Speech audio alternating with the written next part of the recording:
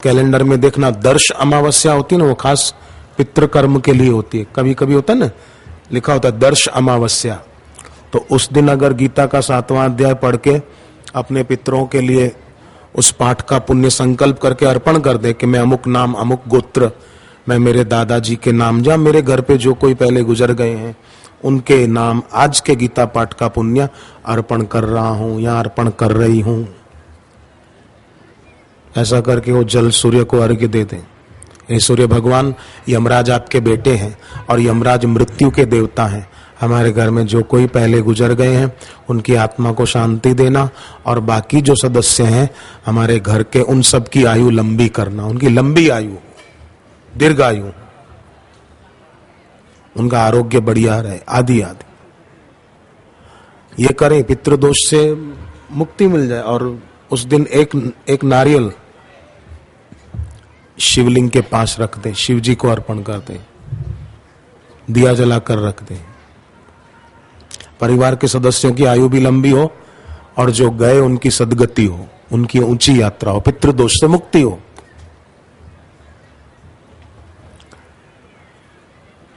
लड़के की जाति धर्म अलग है, लड़की का अलग है, और लव मैरिज कर लिया तो जो संतान होगी वो वर्ण संकर संतान होगी। गीता में लिखा है वो संतान श्राद्ध कर्म करने के लायक नहीं मानी जाती,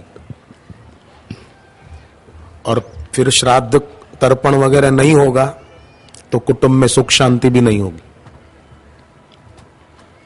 इसलिए गुरुदेव के द्वारा ये जो सत प्रवृत्ति चलाई जा रही है बड़ी ऊंची, बड़ी दिव्य, समाज के लिए हितकारी प्रवृत्ति। और मैंने बताया ज्योतिष के हिसाब से भी सूर्य और शनि आयु कारक, लक्ष्मी कारक ग्रह, उनका आशीर्वाद प्राप्त होता है उन लोगों को जो ये गुरुदेव के आदेश अनुसार ये दिन मनाते हैं।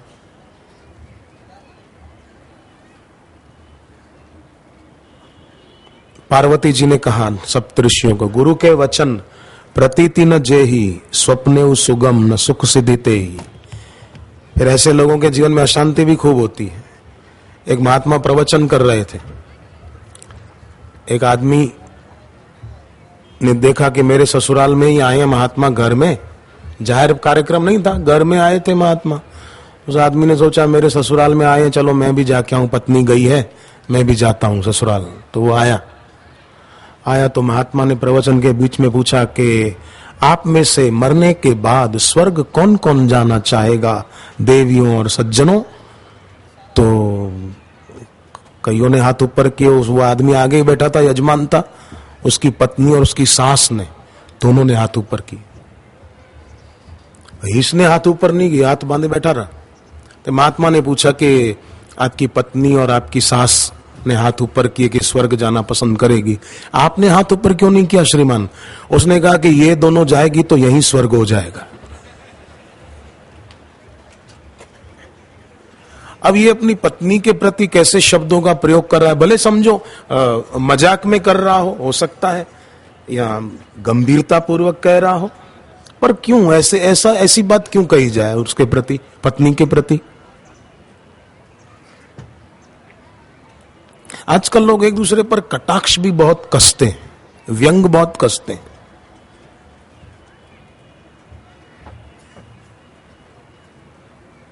पति पत्नी जा रहे थे तो पत्नी ने पति पर व्यंग कसा। सामने गधा खड़ा था तो पत्नी बोली आपके रिश्तेदार खड़े हैं, नमस्कार कर लो। तो पति भी कम नहीं था, उसने कहा नमस्ते ससुर जी। एक दूसरे पर क्यों ये व्यंग कसते हैं इतना?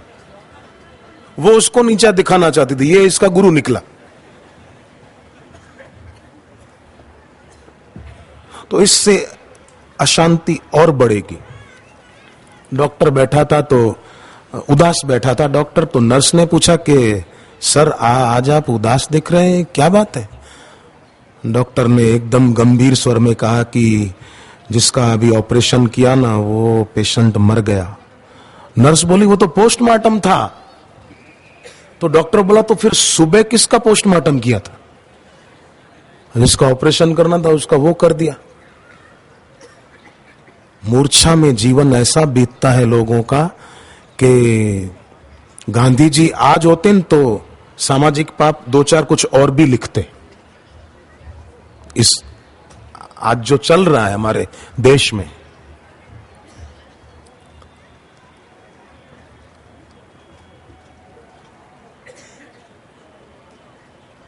सचमुच बहुत, मैं कुछ गरीब लोगों को देखता हूं या और मध्यम वर्गीय लोगों को देखता हूं तो बहुत होता है कि कैसे ये लोग अपना जीवन, और फिर किसी के लिए मैं सुनता हूं बेचारे पर कर्जा है और ब्याज भरता है, तो मैं दिल से दुआ करता हूं हे भगवान इसका कर्जा जल्दी उतर जाए और ये आदमी ब्याज में पैसे न गंवाए, इसके पैसे ब्याज में खर्च ना हो, इसके पैसे इसके बच्चों के लिए जमा हो, इसके खुद के बुढ़ापे के लिए जमा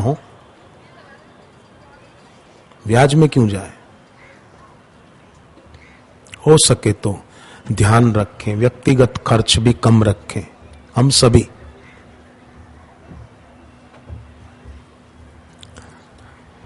अर्थ संयम भी संयम के प्रकारों में एक आता है कि व्यक्तिगत खर्च कम से कम कर लो, क्या हर्जा है, नहीं क्या जरूरत है, नहीं करेंगे तो चल जाएगा, अमुक चीज नहीं खाएंगे तो कौन से मरे जा रहे हैं। विवेक बढ़े, वैराग्य बढ़े, भक्ति बढ़े और जीवन की परिसमाप्ति मृत्यु पर न हो, मुक्ति पर हो। जो जीवन की परिसमाप्ति मृत्यु पर हो तो वो जीवन ही नहीं, और जो जीवन विराट ईश्वर की ओर ले जाए वही यथार्थ और सार्थक जीवन। हम सभी साधक भाई बहनें अपना जीवन ऐसा जिए कि सिद्ध कर दें इसी जीवन में कि हम इस योग्य नहीं है कि मृत्यु हमारा भाग्य हो, हम इस योग्य है कि मुक्ति हमारा सौभाग्य हो, क्योंकि हमने समर्थ गुरु से दीक्षा ली है, समर्थ गुरु के चरणों में सिर झुकाया है और उनसे आत्मज्ञान का सत्संग सुना है। अरे और कुछ नहीं, मृत्यु का समय जब आएगा तब खाली गुरुदेव का ज्ञान इतना भी ध्यान में आ जाए ना कि मैं नहीं मरता, शरीर मरता है, मैं तो अमर हूं, तो भी कल्याण हो जाए। ऐसा गुरुदेव ने एक बार कहा था। खाली इतना भी ध्यान में आ जाए कि जैसे आदमी पुराना वस्त्र छोड़कर नया वस्त्र धारण करता है, ऐसे ही जीव एक शरीर छोड़कर दूसरा शरीर धारण करता है। तो शरीर की मृत्यु होगी पर हम मुक्ति का अनुभव कर लें जल्दी से जल्दी। और मुक्ति का अनुभव माने कोई ऐसा जीवन काल में ही प्राणों के रहते हुए इच्छाएं चली जाएं, और पूर्ण प्रेमी भक्त जो होता है उसकी इच्छाएं, अस्वाभाविक इच्छाएं निवृत्त होती जाती हैं और आवश्यकता की पूर्ति मंगलमय विधान से अपने आप होती जाती है।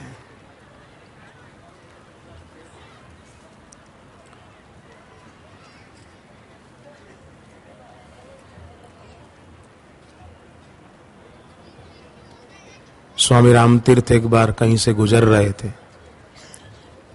तो देखा कि एक गुफा के बाहर बहुत से लोग बैठे और पूजा पाठ कर रहे हैं। पूछा क्या बात है, काहे की पूजा चल रही है?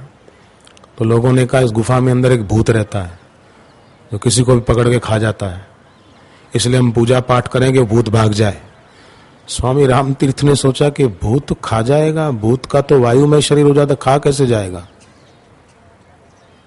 कुछ गड़बड़ है।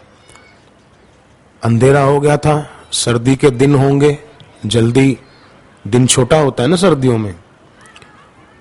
तो रामतीर्थ ने लकड़ियां मंगाई जंगल से और उसको मशाल की तरह कपड़ा आदि लपेट कर कुछ जलाया। सबको कहा चलो मशाल लेकर अंदर चलो, गुफा में अंधेरा, देखते हैं कौन है भूत, कहाँ है भूत। तो मशालें जलती हुई लेकर जब अंदर गए तो अंदर बाघ, भेड़िया, चीते ये बैठे थे और गुफा में रोशनी होते ही मशालें देखते ही वो भाग गए। स्वामी रामतीर्थ ने कहा देखा कोई भूत नहीं था, ये हिंसक पशु इधर बैठे थे, तुम बेकार में डर रहे थे, भूत है भूत है भूत है। प्रकाश से पता चल गया ना क्या है। ऐसे ही गुरु के ज्ञान के प्रकाश में पता चलता है। तो ये ज्ञान सत्संग में मिलता है ना। भगवत गीता में लिखा है बहवो ज्ञान तपसा पूता मदभाव मागता भगवान कहते हैं बहुत से लोग मेरे इस ज्ञान रूपी तप से पवित्र होकर मुझी को पा गए। तो हम सब ज्ञान रूपी तप से पवित्र होते हैं गुरुदेव के सानिध्य में। पर यह ध्यान में रखना है, हमको साधना में कभी हार नहीं माननी है और संतोष भी नहीं करना है। और बड़े नहीं कुछ भी हमको कठिन अब लगे ना, कहीं हमको कठिन कुछ भी लगे ना, साहस की बाती कभी भी बुझे ना। हे नाथ अब तो ऐसी दया हो।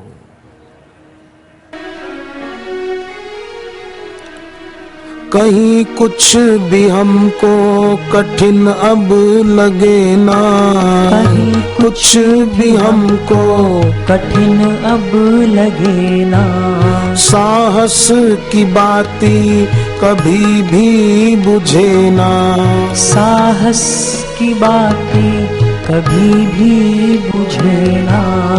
अज्ञान अंधेरा खुद भाग जाए, अज्ञान अंधेरा खुद भाग जाए। हे नाथ अब तो ऐसी दया हो, हे नाथ अब तो ऐसी दया हो। करने जो आए वही अब करें हम, करने जो आए वही अब करें हम। अनमोल जीवन सार्थक करें हम, अनमोल जीवन सार्थक करें हम। हृदय से तेरी भक्ति न जाए, हृदय से तेरी भक्ति न जाए। हे नाथ अब तो ऐसी दया हो, हे नाथ अब तो ऐसी दया हो।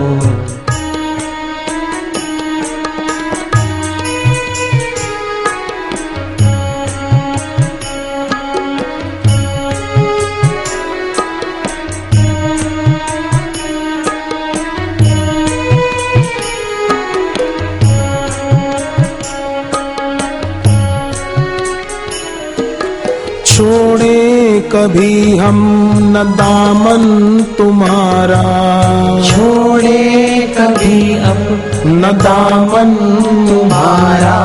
तुम्ही पे भरोसा अटल हो हमारा, तुम्ही पे भरोसा अटल हो हमारा। हृदय से तेरी यादें न जाए, हृदय से तेरी यादें न जाए। हे नाथ अब तो ऐसी दया हो, हे नाथ अब तो ऐसी दया हो।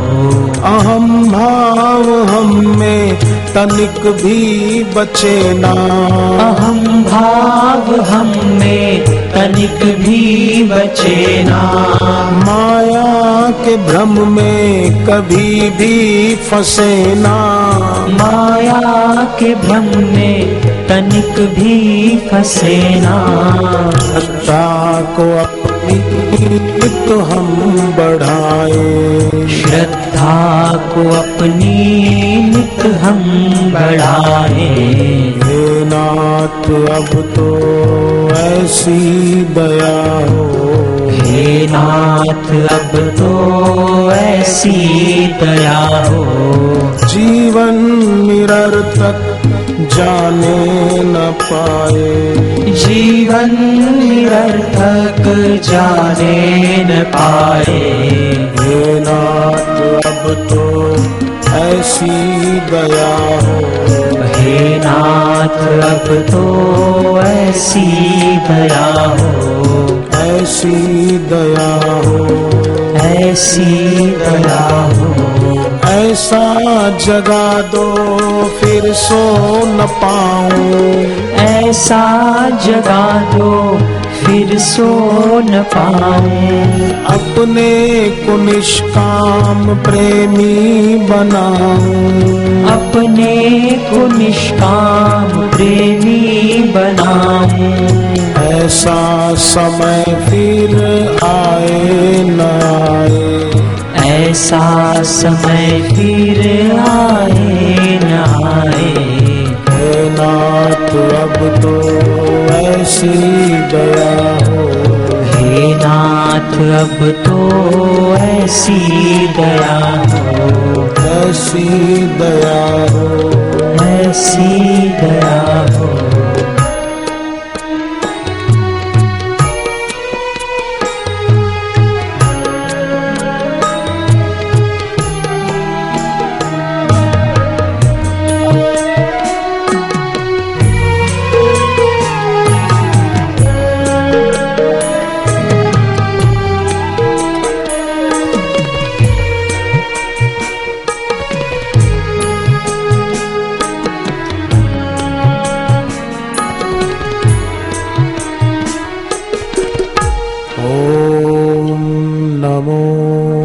भगवते वासुदेवाय। ओम नमो भगवते वासुदेवाय। ओम नमो भगवते वासुदेवाय। ओम नमो भगवते वासुदेवाय। वासुदेवाय। वासुदेवाय। वासुदेवाय। वासुदेवाय।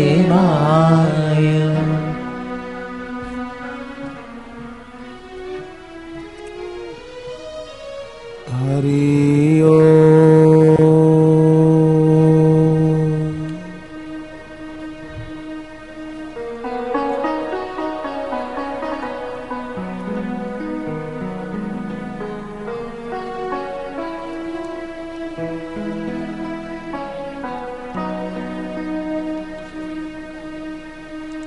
हरि ओम।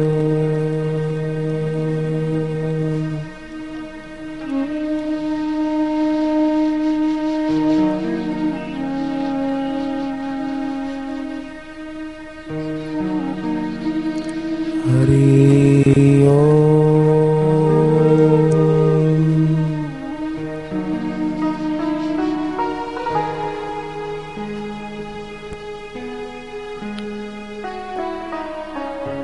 अष्टावक्र जी कहते हैं, अकिंचन भवम स्वास्थ्यम कौपी नत्वेपि दुर्लभम त्यागदाने विहाय अस्मा अदहम मासे यथा सुखम। मैं कुछ भी नहीं हूं और मेरा कुछ भी नहीं है और इस जगत में कुछ पाने योग्य नहीं है। संपत्ति पालूं, सत्ता पालूं, पर न संपत्ति रहती है न सत्ता रहती है, सत्य सदा रहता है। अकिंचन भवम स्वास्थ्यम, अष्टावक्र जी कहते हैं मैं कुछ नहीं हूं और मेरा कुछ नहीं है और जगत में कुछ पाने योग्य नहीं है, कुछ भी ऐसा कि जिसका मालिक मैं बनूं। छूट जाने वाली चीजों के मालिक खुद को मानकर खुद के मालिक को भूल जाते हैं, घाटे का सौदा करके राजी हो जाते हैं। आंखों से स्वप्नों की धूल हटना बहुत जरूरी है।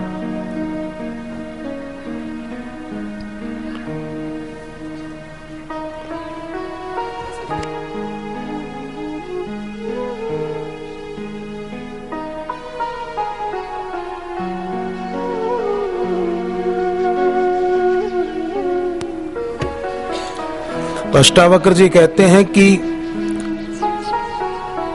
इन भावों को धारण करने से, अकिंचन भाव को धारण करने से जिस परम संन्यास की उपलब्धि होती है वो कौपीन धारण करने पर भी नहीं होती, जंगल में जाकर बैठने से नहीं होती, जो इस भाव से होती है।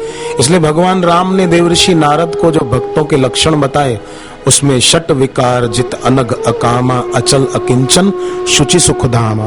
अब यहाँ पर जो आज संत सम्मेलन का कार्यक्रम होना था, उसमें कई संत पधार चुके हैं और खुशी की बात है कि विश्व हिंदू परिषद के माननीय अशोक सिंघल जी, हम तो उनके लिए दिल से दुआ करते हैं कि भगवान उनकी आयु खूब खूब लंबी करे। ऐसे धर्मात्मा लोगों के कारण ही सचमुच समाज में धर्म की रक्षा होती है। ऐसे धर्मात्मा माननीय अशोक सिंघल जी जैसे धर्मात्मा पुरुष बड़े ही दुर्लभ हैं और उनकी गुरुदेव के प्रति खूब भावना, खूब प्रेम है, जो मैंने कई बार उनके श्रीमुख से सुना है। वे भी हमारे बीच आज यहाँ पधारे हैं। तो अभी हम लोग थोड़ा सा कीर्तन करेंगे, फिर आगे का कार्यक्रम शुरू होगा और गुरुदेव भी पधारने वाले हैं थोड़ी देर में। नारायण नारायण श्रीमन नारायण नारायण नारायण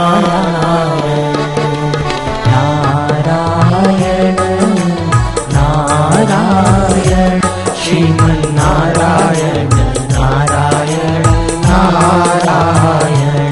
हरि ओम हरि ओम हरि ओम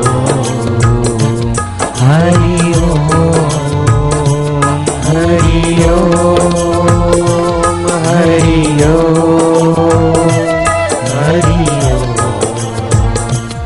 हरि ओम हरि ओम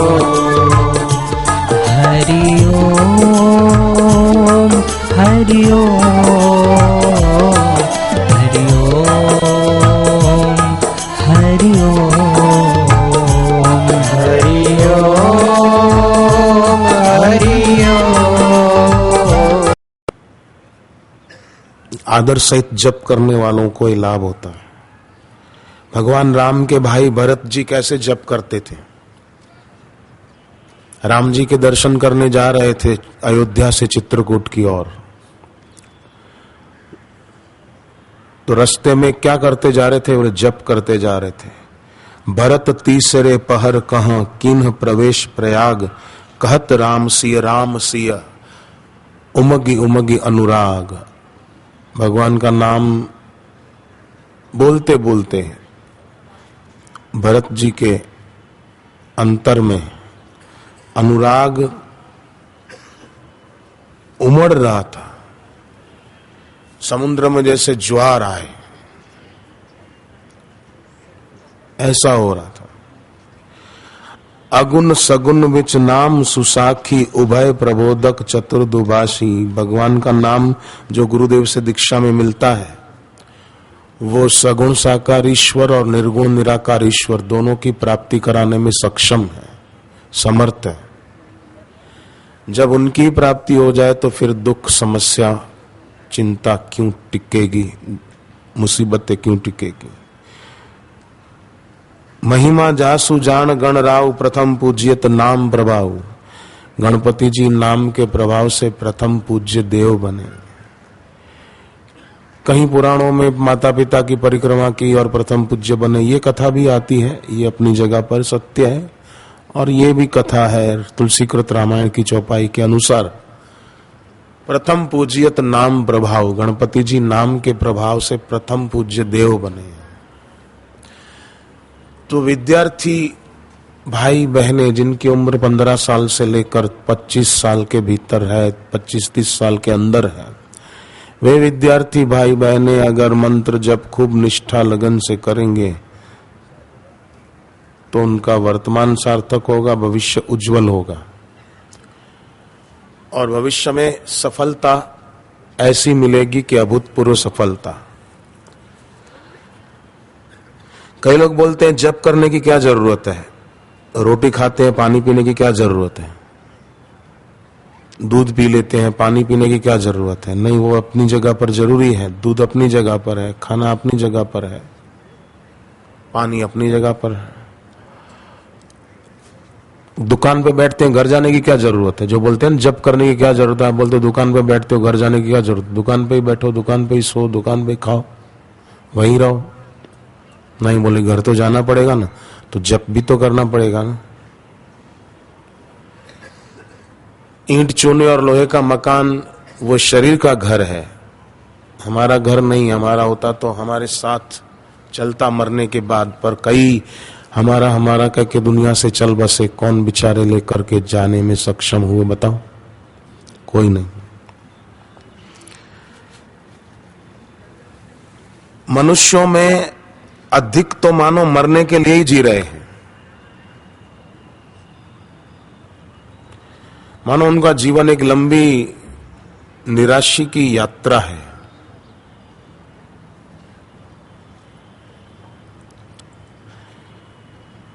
ऐसे लोग जीवन रूपी अवसर को खो देते हैं और मृत्यु पर जीवन का अंत होता है उनका। यही तो होता है संसार में। पर भक्त जो भक्ति करते हैं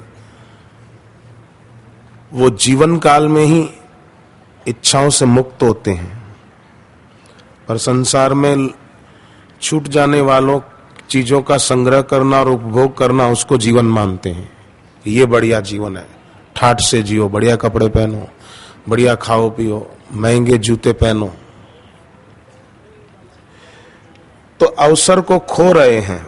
पतझड़ को चमन कहना, अकाल को सुकाल कहना नासमझी है।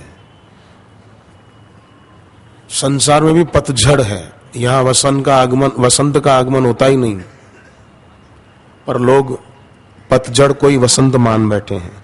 जीवन में ऐसी संपदा पा सकते थे जो कभी छीनी न जा सके किसी के द्वारा, मृत्यु के द्वारा भी नहीं। जीवन में ऐसी संपदा पा सकते थे जो किसी के द्वारा छीन न जा सके, पर जीवन गंवा देते हैं वो संपदा पाने में कि जिसका छूट जाना सुनिश्चित है। इसमें किसी को शंका हो तो बोलो। वो संपदा कमा सकते थे जो छीनी न जा सके, पर गंवा देते हैं वो पाने में जिसका छिन जाना सुनिश्चित है। दीक्षा लेने वाले भाग्यशाली हैं जो वो संपदा पा रहे हैं, पाएंगे और फिर कमाएंगे घर पे जप करके, कि जिसको मृत्यु छीन नहीं पाती और श्मशान की अग्नि जला नहीं सकती, ऐसी ये संपदा है। मृत्यु आती है ना तो बड़े से बड़ा राजा भी भिखारी की तरह ही जाता है, कुछ नहीं ले जाता। हाँ, जो कर्म किए कर्मों की गठरी साथ ले जाता है, अच्छे या बुरे। इसलिए दीक्षा की बहुत जरूरत है।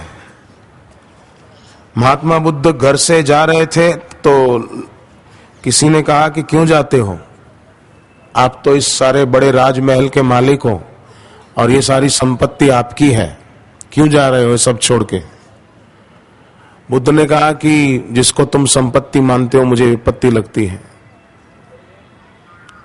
इसलिए असली संपत्ति की खोज में जा रहा हूं। और तुम कहते हो कि मैं मालिक हूं इस राजमहल का, मैं असली मालिक की खोज में जा रहा हूं, मैं इसका मालिक नहीं हूं। बेकार ही मैं काहे को मेरा मेरा करूं।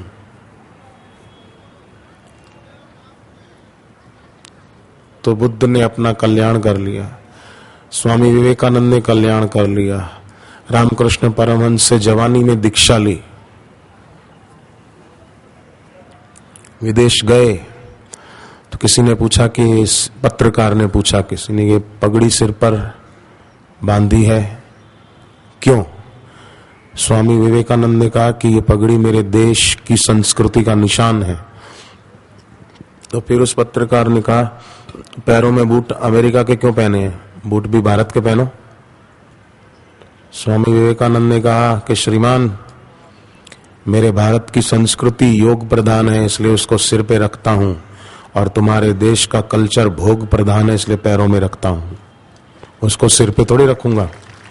मेरे भारत की संस्कृति महान है, भक्ति प्रधान है, ज्ञान प्रधान है, विवेक प्रधान है, इसलिए मैं इसको सिर पे धारण करता हूं।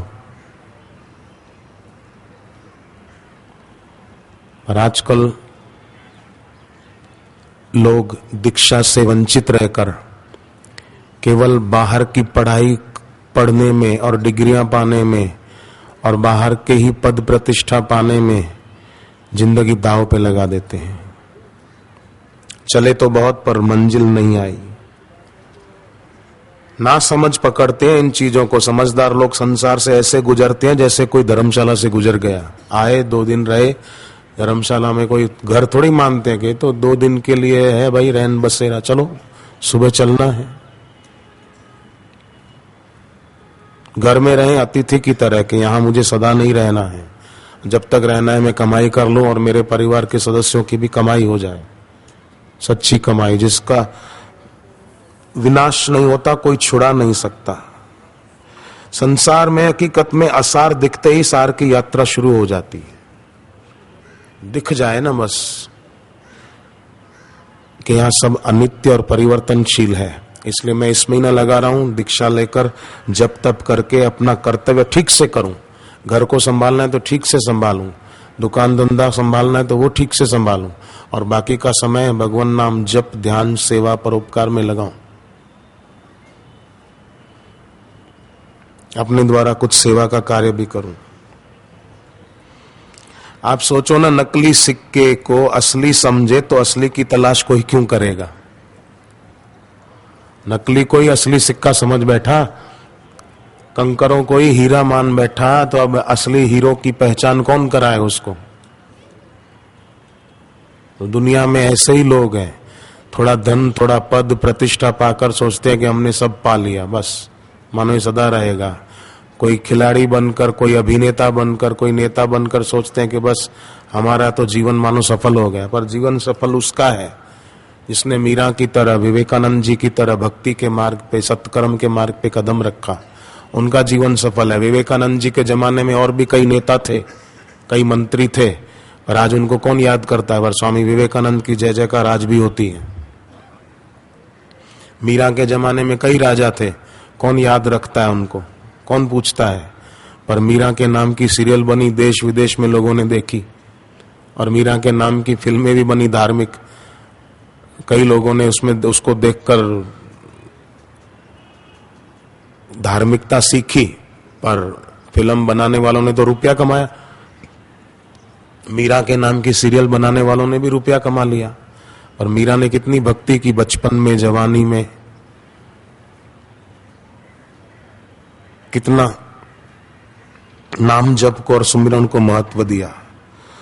तो सदगुरु से जो संपदा प्राप्त होती है वही संपदा है, शेष सब विपदा है।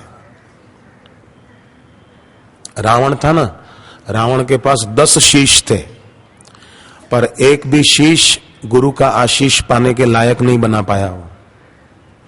और राम जी के पास एक शीश था और गुरु के चरणों में झुकाकर शीर्षस्थ कर गए।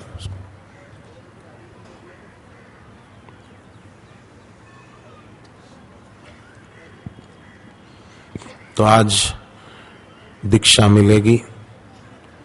गुरु मंत्र को साधारण नहीं समझना चाहिए। गुरु मंत्र माने, शिव जी कहते हैं सब मंत्रों में राजा है। भगवान विष्णु जी भी जप को महत्व देते हैं। देवऋषि नारद ने जब कहा कि मैं प्रायश्चित के लिए क्या करूं, क्योंकि नारद जी ने भगवान विष्णु पे क्रोध किया था, गुस्सा करके उनको श्राप दे डाला था। बाद में भूल महसूस हुई तो माफी मांगी कि प्रायश्चित क्या करूं। भगवान विष्णु ने कहा जाओ जाकर शिव जी के नाम का जप करो। और नारद जी जप करने बैठ गए। कृष्ण भगवान ने तो जप को अपनी विभूति बताया गीता के 10वें विभूति योग नामक अध्याय में। तो हम भी इस जप को खूब महत्व दें। भगवान राम ने शबरी माता को नवदा भक्ति का उपदेश दिया तो उसमें भी जप की बात रखी है। ऐसी किताबें मैं पढ़ता ही नहीं फालतू। व्यास भगवान के द्वारा रचित जो 18 पुराण हैं उन पुराणों में जो ऐसी कल्याणकारी बातें वेद व्यास जी ने लिखी है, मैं वो बताने में मानता हूं। बाकी किताबें तो कई लिखते रहते हैं। एक आदमी सड़क पे भीख मांग रहा था, तो किसी आदमी ने कहा, भाई साहब आप भिखारी लगते नहीं हो, फिर भी भीख क्यों मांग रहे हो? बोले आपने ठीक पहचाना, मैं भिखारी नहीं हूं। तो बोले मैं तो लेखक हूं, लेखक। अच्छा आप लेखक हैं, तो क्यों कोई किताब लिखी कि नहीं? तो बोले लिखी ना। तो लिखी तो बिकी नहीं क्या? बोले किताब बिकी। तो कौन सी किताब लिखी आपने? बोले पैसा कमाने के 100 उपाय। तो आप भीख क्यों मांग रहे हो? बोले ये भी एक उपाय है, भीख मांगना। पैसा कमाने के 100 उपाय में एक ये भी है। अब ये कोई उपाय है? तो और उपाय सब यही है। पैसा कमाने के 100 उपाय में बोले एक भीख मांगना भी है। इससे क्या होगा?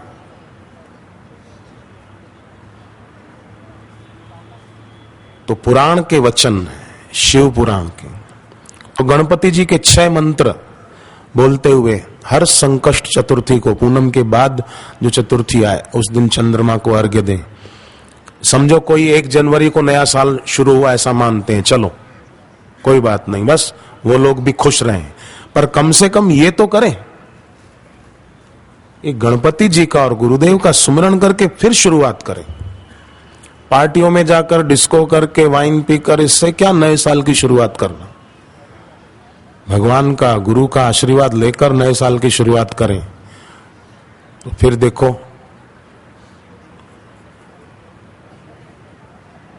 लाभस्तेषाम जयस्तेषाम कुतस्तेषाम पराजय येषाम इंद्री वरश्यामो हृदयस्थो जनार्दन। उसको लाभ प्राप्त होगा, उसकी विजय होगी। कुतस्तेषाम पराजय, उसकी पराजय कभी नहीं होगी। वो विद्यार्थी कभी फेल नहीं होगा किसी विषय में, हमेशा अच्छे नंबरों से पास होगा, उसका भविष्य उज्जवल हो जाएगा, प्रतिभावान छात्र बनेगा, प्रज्ञावान बनेगा।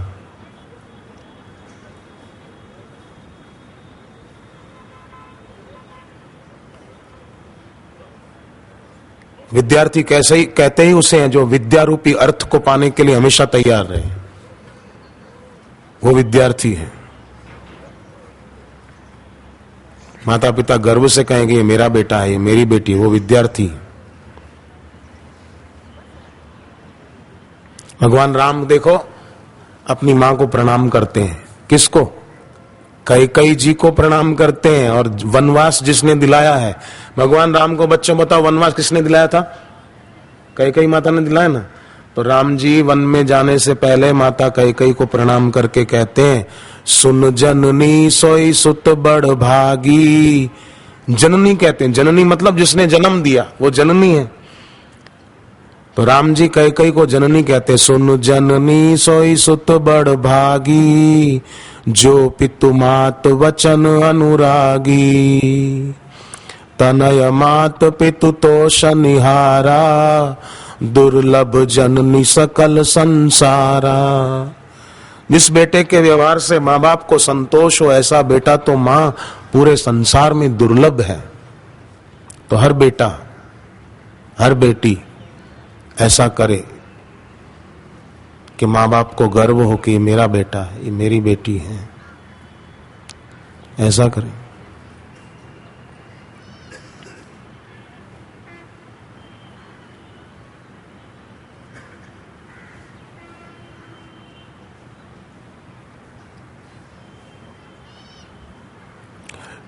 तुलसीकृत रामचरितमानस में सती अनुसुईया जी ने सीता जी को 4 प्रकार की नारी बताई, 4 प्रकार की बहनें।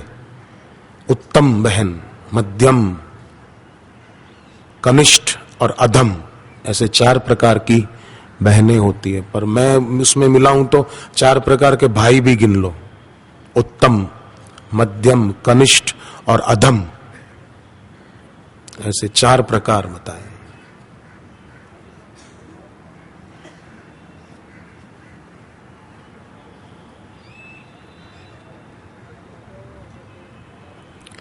अभी उस विस्तार में न जाए, मैं गणपति जी के 6 मंत्र संकष्ट चतुर्थी को बोल सकते हैं। चंद्रमा में गणपति जी की भावना करते हुए बहुत लाभ होगा। जिनके जीवन में कष्ट बहुत आते हैं, समस्याएं आती है, समस्याओं के सिर पे पैर रख के, जैसे भक्तराज ध्रुव ने मृत्यु के सिर पर पैर रख के भगवान के भेजे हुए रथ में बैठकर भगवान के धाम की यात्रा की थी। ध्रुव जी को मृत्यु मार न सकी, मृत्यु के सिर पर पैर रखा और भगवान के भेजे हुए विमान में बैठे भगवान के धाम में गए। बचपन में गुरु नारद जी से दीक्षा मिल गई थी और गुरु से मिले हुए मंत्र का आदर से जप किया। सावित्री, सत्यवान सावित्री की कथा आती है, उसकी धार्मिक फिल्में भी बनी कई, सत्यवान सावित्री के नाम की। देवी भागवत में कथा आती, गुरु नारद जी ने सावित्री जी को दीक्षा दी थी और साधना बताई, बता दिया था कि तेरा पति 1 साल के अंदर मरने वाला है। सावित्री ने पूछा तो अब क्या करूं? नारद जी ने साधना बताई, वो साधना की, जप तप किया। मृत्यु का समय आया, यमदूत लेने के लिए आए, पर बहनों सावित्री का प्रभाव ऐसा कि यमदूत उसके पति के प्राण लेने का दम ही नहीं जुटा पाए। यमदूत को लौटना पड़ा, यमराज के पास गए कि सावित्री का प्रभाव इतना है, उसकी तपस्या का तेज इतना है कि हम उसके पति के प्राण लेने उसके पास जा ही नहीं पाए। आज तो कोई भी आवारा किसी भी कन्या को छू ले या परेशान करे, बोले ये हमको परेशान करता है, ऐसी आंख, ऐसा तेज, ऐसी आभा, ऐसी औरा बनाए कि किसी कमबख्त की ताकत है कि हमारी मजाक उड़ा पाए। हमारी आंख से आंख मिले तो उसकी आंख झुक जाए, ऐसा आंख का तेज आदमी बना सकता है। रोज एकटक आंखों की पलकें हिलाए बिना अपने इष्ट, अपने गुरुदेव को देखे तो गुरु की शक्ति उस शिष्य को, उस भाई को, उस बहन को, उस बच्चे को, उस बच्ची को प्राप्त होगी। किसकी ताकत है कि आंख उठाकर सामने देखे? हमारे सामने आंख में आंख मिलाकर कोई देखे तो उसका दिल भी पवित्र हो जाए और वो भी प्रणाम करने लग जाए, वो भी भाव विभोर हो जाए, उसका दिल पवित्र हो जाए। उसको तो बोलते हैं कीर्ति। भगवान ने गीता के 10वें अध्याय में बताया कि मैं स्त्रियों में 7 रूपों से बैठा हूं, पर उन 7 रूपों को विकसित करे तो जो विकसित करे उनकी बलिहारी है। उसमें पहला कीर्ति है। भगवान ने कहा 7 रूप, 7 रूपों में पहला कीर्ति, मतलब ऐसा तेज हो, ऐसी भगवान और गुरु की कीर्ति दिल में गूंजे। अब अंदर में डिस्को के गीत गूंज रहे हैं, कानों में ईयरफोन लगाकर मोबाइल के द्वारा फिल्मों के गाने सुन रहे हैं, तो क्या तेज बढ़ेगा? और क्या ऐसी आंखों की भाव व्यंजना होगी कि कोई देखे तो वो भी, उसका दिल भी पवित्र हो जाए और वो भी झुक जाए, वो भी भक्त बन जाए, वो कमबख्त न रहे, भक्त बने।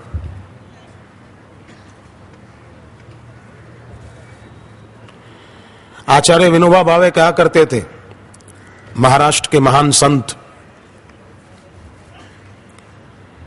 विनोबा भावे जी कहते थे कि हमारे देश में स्कूल कॉलेज में पढ़ने वाली कन्याएं अगर सावधान रहें और भक्ति प्रदान जीवन जिए तो हमारे देश में से चीरहरण और सीताहरण के किस्से सदा के लिए बंद हो सकते हैं।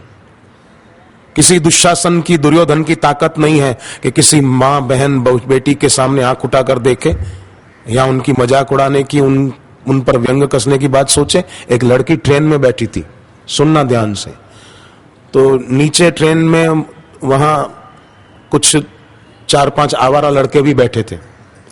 तो कन्या ने सोचा इन आवाराओं के सामने बैठना, इनकी नजर मेरे पर पड़े क्यों, तो वो ऊपर की सीट पर जाकर बैठ गई। हालांकि रात का टाइम नहीं था पर दिन का टाइम था, फिर भी ऊपर लेट गई कि इन मूर्खों के सामने बैठना, तो अपन लेट जाओ। तो वो लोग सिगरेट पीने लगे कि सिगरेट के धुएं से तंग आकर वो ऊपर से नीचे उतर आएगी, फिर हम उसकी मजाक उड़ाएंगे या कुछ हरकत करेंगे। तो खूब सिगरेट पीने लगे। अब सिगरेट का धुआं तो ऊपर उठता है, कन्या को धुएं से तकलीफ होने लगी। उसने कहा श्रीमान आप लोग बहुत सिगरेट पी चुके हैं और धुएं से मेरे को तकलीफ हो रही है। तो वो लड़के क्या बोले कि मैडम रसायन शास्त्र का नियम है कि हल्की वस्तु ऊपर ही उठती है, हम क्या करें। कन्या ने कहा अच्छा, मुझे रसायन शास्त्र का नियम सिखाते हो। उसके पास वाटर बैग थी, ढक्कन खोला, पानी मुंह में भरा अच्छी तरह से और पिचकारी दे मारी उनके मुंह पर। बोले ये क्या करती है, ये क्या करती है। बोले पढ़े लिखे हो, गुरुत्वाकर्षण का नियम है कि भारी चीज नीचे ही आती है, मेरा क्या कसूर। जीरो पर आउट। टीवी पर नहीं दिखाते कोई क्रिकेटर जीरो पर आउट हो जाए, तो कैसा कार्टून दिखाते हैं। चुप हो गए, दोबारा किसी ने सिगरेट नहीं जलाई। सरदार वल्लभ भाई पटेल, लौह पुरुष, जिनकी जन्म कुंडली में काल सर्प योग था। डराते रहते हैं कई पंडित लोग सीधे साधे लोगों को, काल सर्प योग है, काल सर्प योग है, काल सर्प योग है। काल सर्प योग किसी को भी हो ना, काल सर्प योग क्या होता है कि 9 ग्रहों में से राहु और केतु के बीच सब आ जाएं उनके घेरे में, वो काल सर्प योग है। तो उसकी निवृत्ति कैसे होती है कि अगर कोई हर शुक्रवार की रात को जौ के दाने अपने बिस्तर के पास जहां सोते हैं वहां पास में रख दे, थोड़े सुबह नहाकर छत पर जाए और ओम राहवे नमः, ओम राहवे नमः, ओम राहवे नमः बोलकर वो दाने पक्षियों को डाल दें। हर शनिवार, शुक्रवार की रात को रखे, शनिवार की सुबह डाल दें। खाना खाए तो रसोई घर में बैठकर खाए, काल सर्प की शांति हो जाएगी। पलाश के फूलों का पाउडर पानी में डालकर स्नान करे, काल सर्प योग की शांति। अपने आश्रम में इसलिए बापूजी होली का पर्व मनाते हैं, तो पलाश के फूलों का पाउडर होता है, वो उसी का रंग बनता है और वो गुरुदेव होली पर छांटते हैं। तो मुझे तो लगता है कि ये बापूजी तो सहज स्वाभाविक छांटते हैं, पर इससे जिनको काल सर्प होता होगा ना, उनकी तो शांति हो जाती होगी। बिल्कुल ये शास्त्रीय नियम है, इसको कोई मना नहीं कर सकता कोई भी।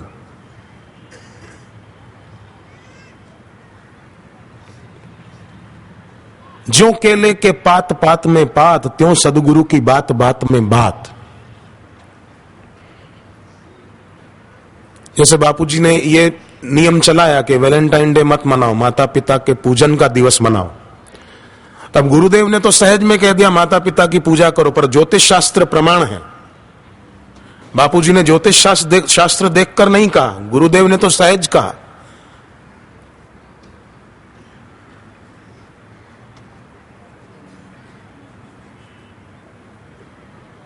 ज्योतिष शास्त्र में आता है कि 14 फरवरी को हर साल अधिकांशतः सूर्य कुंभ राशि पर स्थित होते हैं और कुंभ राशि के स्वामी शनिदेव हैं और शनिदेव सूर्य भगवान के बेटे हैं। पुत्र पिता का मिलन होता है, शनिदेव सूर्य भगवान का आदर करते। अब आप सोचो, 14 फरवरी के दिन जो कोई अपने माता पिता का आदर करेंगे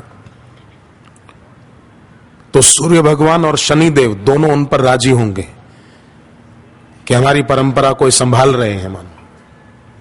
और सूर्यदेव है लक्ष्मी कारक ग्रह और शनिदेव आयु कारक ग्रह। जो 14 फरवरी को अपने माता पिता का पूजन करेंगे तो उनकी आयु भी बढ़ेगी, उनके घर पे संपत्ति भी बढ़ेगी। सूर्य भगवान और शनिदेव दोनों उन पर राजी रहेंगे।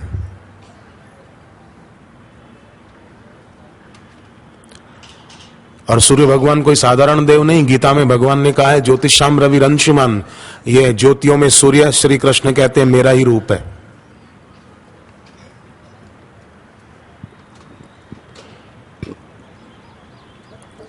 आदित्यानाम अहम विष्णु ज्योतिषाम रवि रंशुमान नक्षत्राणाम अहम शशि, नक्षत्रों का अधिपति चंद्रमा, भगवान कहते हैं मैं हूं। होली का दिन चंद्रमा का प्रागट्य दिन है, इसलिए होली की रात को न चावल और दूध की खीर बनाकर चंद्रमा को नैवेद्य अर्पण करना चाहिए। और ओम रोहिणीकांताय नमः, ओम चंद्रमसे नमः, ओम सोमाय नमः, ऐसे मंत्र बोलकर प्रणाम करना चाहिए कि हमने ये प्रसाद आपके लिए बनाया है, भगवान स्वीकार करो। आपने गीता में कहा नक्षत्रों का अधिपति चंद्रमा मैं हूं, तो ये हमारा प्रसाद स्वीकार करे और हमारे घर में जो इस आर्थिक समस्या है वो दूर हो जाए।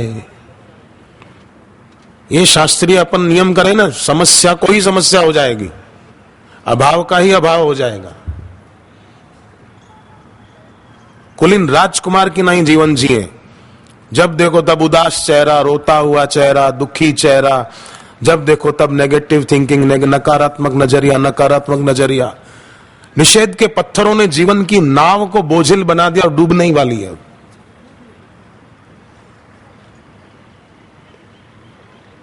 वीर भोग्या वसुंधरा, धरती पर वीरों की जीत होती है, कायरों की कभी नहीं होती। जहां तहां डरते रहे, किसी ने कुछ कर दिया है, किसी ने कुछ कर दिया है। अरे मैदान में अगर हम डट जाएं तो मुश्किलें पीछे हट जाएं, किसकी ताकत है कुछ करके दिखाए। बापूजी जैसे गुरु का शिष्य हो और गुरुदेव के दिए हुए मंत्र का जप करता हो और पवित्र जीवन जीता हो, एक तांत्रिक नहीं 100 तांत्रिक उल्टे होकर लटक जाएं, फिर भी बापू के भक्त का बाल बांका नहीं कर सकते। बापूजी कोई साधारण गुरु नहीं है। समर्थ गुरु का शिष्य असमर्थ क्यों रह जाए? किसी ने कुछ कर दिया है, किसी ने कुछ कर दिया, अरे क्या करेगा, आजा बैठ। 100 तांत्रिक बैठ जाए सामने और बापू का भक्त बैठे सामने, देखो जीत किसकी होती है। देखें जरा किसमें कितना है दम, जम के रखना कदम, हम हैं किसी से ना कम। बिल्ली के नाखून बढ़ जाने से बिल्ली शेर नहीं बन जाती। कोई कितना ही बोले मैं ये कर दूंगा, मैं वो कर दूंगा, कि बैठ, झुक के बैठ। नाखून बढ़ गए बिल्ली तेरे, तो क्या तू शेर बन गई? छिपकलियों के बच्चे होते हैं ना, वो कभी मगरमच्छ नहीं बनते। तो डराने वाले, धमकाने वाले समझो छिपकलियों के बच्चे हैं, कभी मगरमच्छ नहीं बन सकते। हवाएं कितनी भी चले, पहाड़ों में कभी सुराख नहीं हो सकते हवाओं के चलने से। गंगा में कितनी ही जलती हुई आग की लकड़ियां डालो, सारी शांत हो जाएगी और गंगा बहती रहेगी। गंगा में कोई आग लगा सकता है? वीर बने, कायर और कमजोर न बने, धधकते हुए अंगारे की तरह जीवन जिए, राख बनकर नहीं। कोई भी पैरों के नीचे कुचल के चला जाएगा। धधकते हुए अंगारे की तरह, कोई सामने देखे तो पैर रखने से पहले कांप जाए उसका कलेजा कि मेरा पैर जल जाएगा, यहां पैर नहीं रखूं मैं। बुझी हुई राख की तरह जीवन जी रहे, नहीं अंगारे की तरह। कोई विचार करे पैर रखने से पहले। डर डर कर श्री कृष्ण को इसीलिए बोलना पड़ा, शुद्रम हृदय दौर्बल्यम त्यक्त्वा तिष्ठ परम तपः। हृदय की दुर्बलता क्षुद्र है, उसको त्याग दे।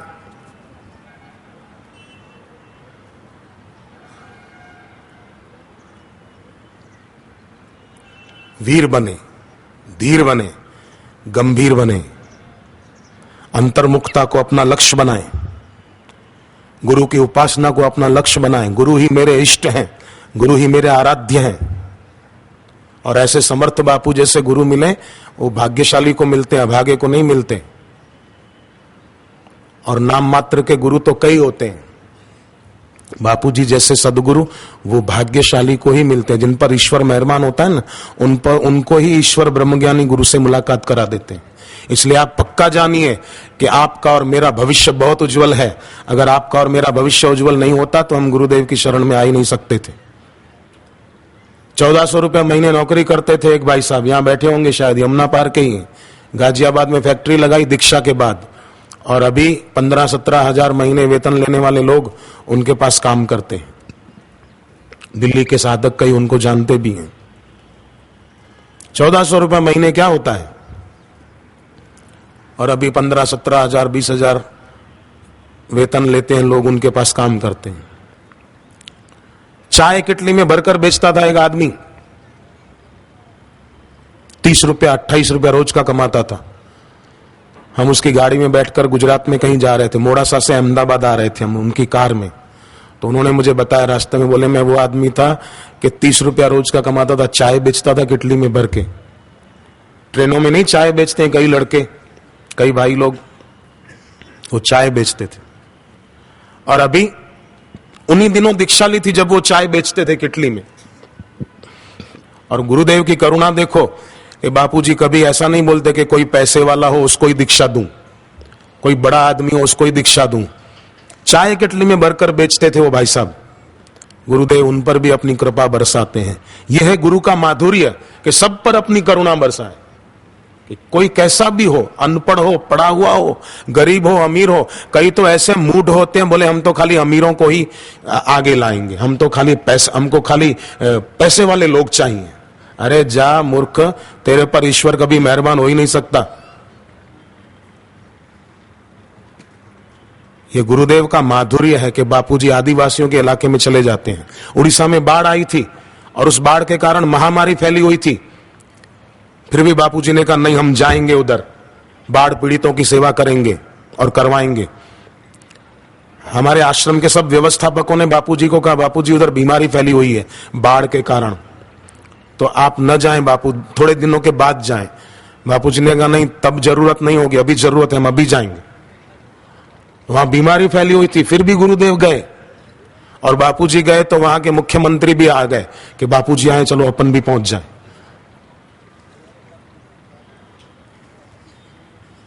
यह है गुरु का माधुर्य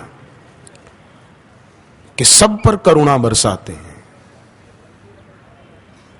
उदारता है उनकी। ऐसो कौन उदार जग माही, बिन सेवा जो द्रवे दीन पर। आपने दीक्षा लेने, मैं भी जब दीक्षा लेने बैठा तब मैंने कोई ऐसी कोई ज्यादा सेवा कर ली थी जो गुरुदेव मुझ पर राजी होकर दीक्षा दे रहे थे? नहीं, उन्होंने करुणा करके दी। यहां भी जो दीक्षा लेने आए तो गुरुदेव ने तो कहते ही है ना कि दीक्षा के निमित्त कोई भी चीज वस्तु रुपया पैसा बिल्कुल नहीं लाएंगे। गुरुदेव सख्त आदेश देते हैं, कोई रुपया पैसा नहीं लाना है।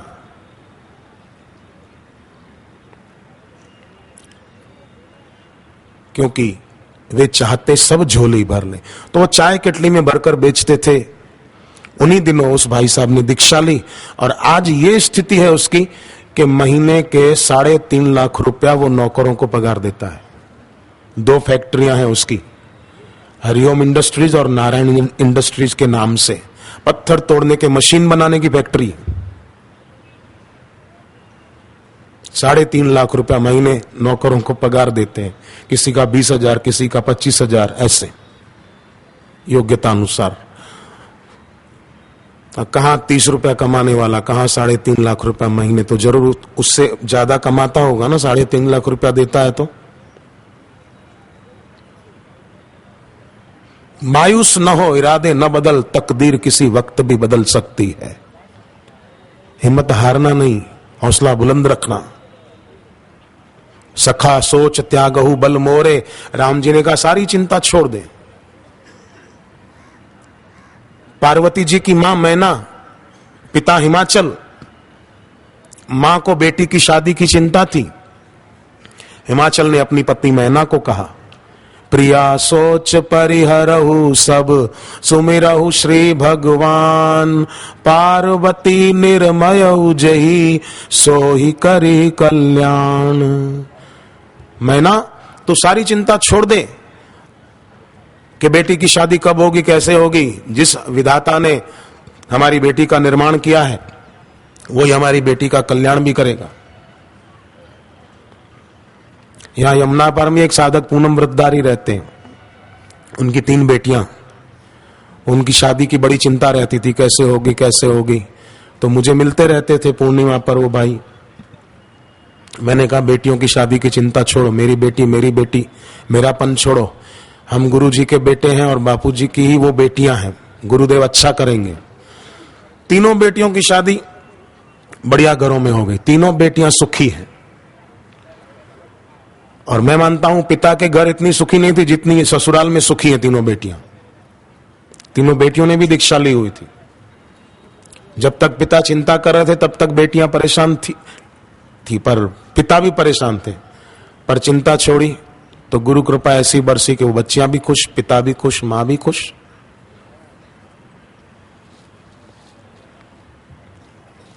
बिगड़ी जन्म अनेक की सुधरे अब और आज, हो ही राम को नाम जब तुलसी तजी को समाज। सकल अमंगल मूल नसाही, जिनकर नाम लेत मन माही। सारे अमंगलों का मूल खत्म हो जाए वो गुरु मंत्र होता है, उसकी शक्ति होती है। इसलिए गुरु मंत्र को साधारण नहीं समझना और अपना गुरु मंत्र कभी किसी को कहना नहीं चाहिए। सारस्वती मंत्र बच्चे बच्चियों को मिलेगा, अपना सारस्वती मंत्र भी और विद्यार्थियों को कहना नहीं चाहिए, अपने तक ही रखना चाहिए।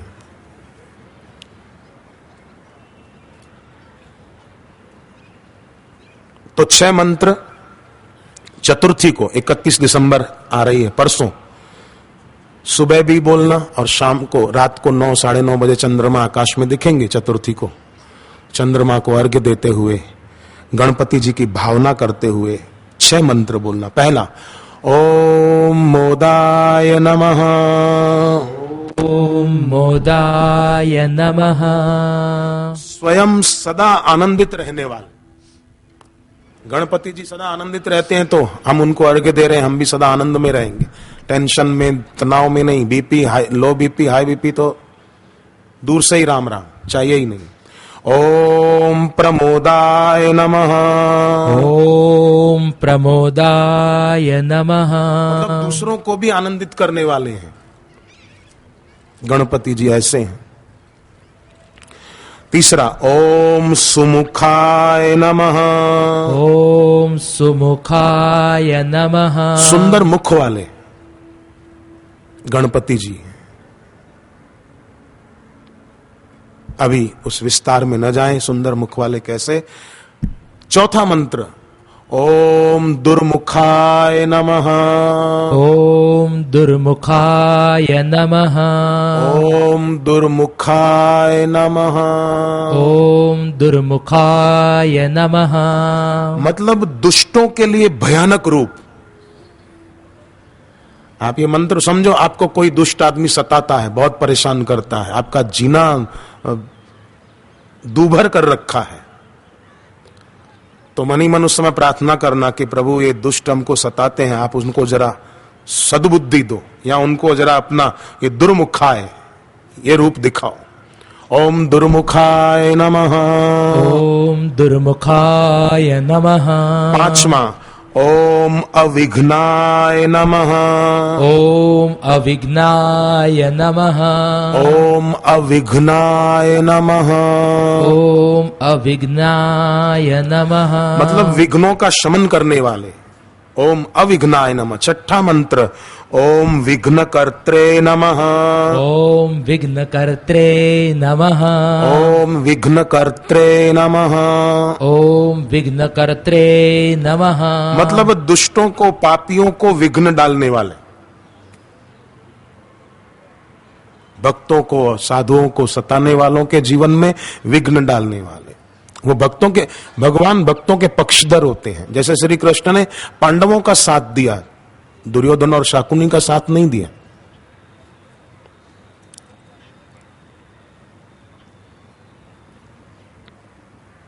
भगत अभगत हृदय अनुसार, भगवान सम है, फिर भी भक्त और अभक्त के हृदय अनुसार वो अपनी लीला करते हैं। तो 31 दिसंबर को खास करना, समझो जो मानते 1 जनवरी से नया वर्ष, तो वो लोग भी ये करें तो उनका नया वर्ष भी उनके अनुसार नया वर्ष है, तो वो भी अच्छा जाएगा, 12 महीने बढ़िया जाएंगे। और हर चतुर्थी को करने, पूनम के बाद जो चतुर्थी आती उस दिन। और गुरु मंत्र का जप जो आज मिलेगा, या जिन्होंने पहले लिया हुआ है वे खूब खूब उत्साह से, अगर जप किसी ने छोड़ दिया हो तो फिर नए सिरे से शुरू कर दें। गुरु गीता आदि का पाठ छोड़ दिया हो तो फिर नए सिरे से शुरू कर दें। उत्साही बने। बच्चे जो उत्साही होते हैं ना, पढ़ने में वो सफल हो जाते हैं। बच्चे ध्यान रखना, जिनको परीक्षा में अच्छे नंबरों से पास होना हो, वो बेटे बेटियां पढ़ते समय घर पे पूरब और उत्तर दिशा के बीच जो ईशान कोण पड़ता है उधर मुंह करके पढ़ना। रात को सोते समय विद्यार्थी पूरब के तरफ सिर करके सोना। बड़े लोग रात को दक्षिण दिशा में सिर करके सोना। आपकी तबीयत अच्छी रहेगी, आयु लंबी होगी और घर में लक्ष्मी आएगी। दक्षिण दिशा में सिर करके सोने के 3 फायदे, घर में लक्ष्मी आए, अपनी उम्र लंबी हो और तबीयत अच्छी रहे, ज्यादा दवाइयां न खानी पड़े, और भविष्य में कोई खतरनाक बीमारियां अपने को न हो। इसलिए रात को बड़े लोग हमेशा दक्षिण दिशा में सिर करके ही सोया करें।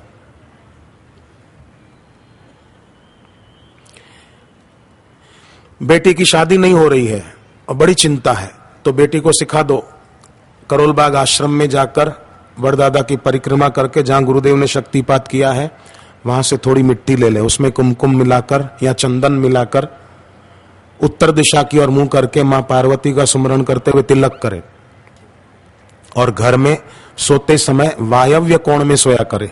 वायव्य कोण माना उत्तर और पश्चिम के बीच का कोना, वो वायव्य कोण कहलाता है। बेटी की शादी में अड़चन आ रही है या देर हो रही है तो बेटी को वायव्य कोण, बेटी की शादी में कभी जल्दबाजी मत करो।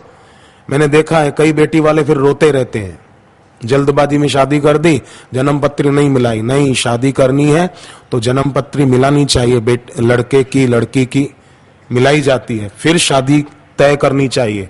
ऐसे ही बोले शादी, कई लव मैरिज कर लेते हैं ना, जन्म पत्री मिलाते नहीं, वो रोते रहते हैं बाद में, कई मैंने देखे हैं रोते रहते हैं। जो शास्त्र को नहीं मानते हैं ना, अनादर करते हैं, उनको रोना ही पड़ता है।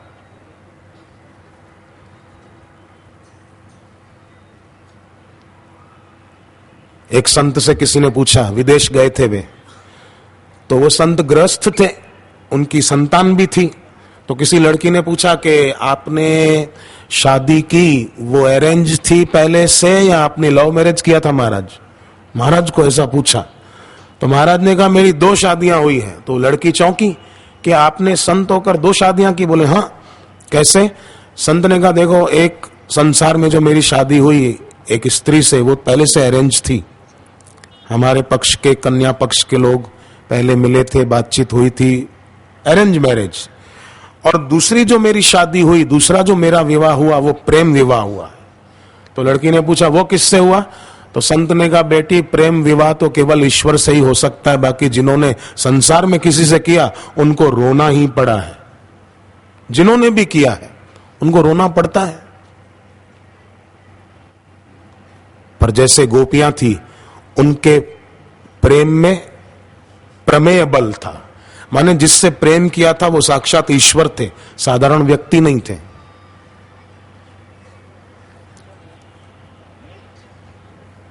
इसलिए आज जरूरत है बहुत सत्संग की, भक्ति की, जप की, ज्ञान और वैराग्य की, इसकी जरूरत है। पंचवटी में जैसे भगवान राम, सीता और लक्ष्मण आए ना, उस पंचवटी में से पतझड़ दूर होकर वसंत का आगमन हो गया। ऐसे आपका हमारा शरीर भी पंचवटी है, पृथ्वी, जल, तेज, वायु, आकाश, 5 तत्वों से बना है। ये शरीर भी पंचवटी है। तो जैसे उस पंचवटी में भगवान राम, सीता, लक्ष्मण आए, इस पंचवटी में भी राम जी माना ज्ञान, सीता माना भक्ति, लक्ष्मण माना वैराग्य, तीनों आ जाएं। तो इस पंचवटी में से भी दुख, दरिद्रता, अशांति, बीमारियां भागेगी। उस पंचवटी में शूर्पणखा आई थी, तो इस पंचवटी में भी वासना रूपी शूर्पणखा आती है। आंख का विषय रूप, कान का विषय संगीत, जीभ का विषय स्वाद, त्वचा का विषय स्पर्श, नाक का विषय सुगंध,